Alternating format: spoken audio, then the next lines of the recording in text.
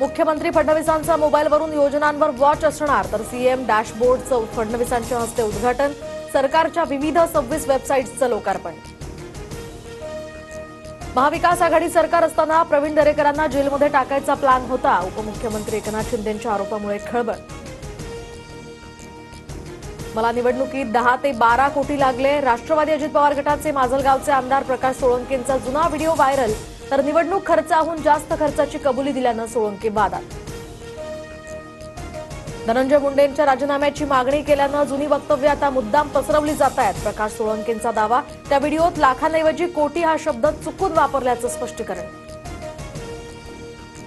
जन्म अथवा मृत्यू प्रमाणपत्रांसाठी आता पुरावे नसताना अर्ज केल्यास थेट फौजदारी कारवाई होणार. बनावट प्रमाणपत्र रोखण्यासाठी आता महसूल विभागाचा महत्त्वाचा निर्णय.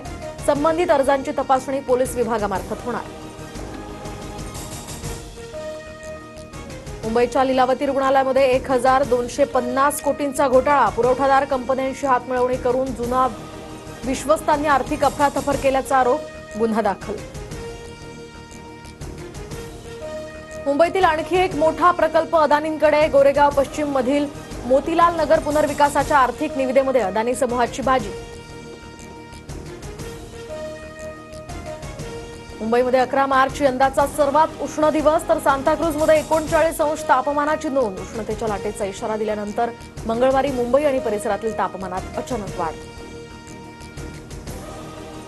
नवी मुंबईतील बाजारात आवक वाढल्यामुळे आता हापूस आंब्याच्या दरात घसरण. हापूसच्या प्रतिपेटीचा दर सध्या 500 ते 1000 रुपयांनी कमी. हापूसच्या 4 ते 6 डझनांच्या पेटीचा दर आता 3 ते 6 हजार.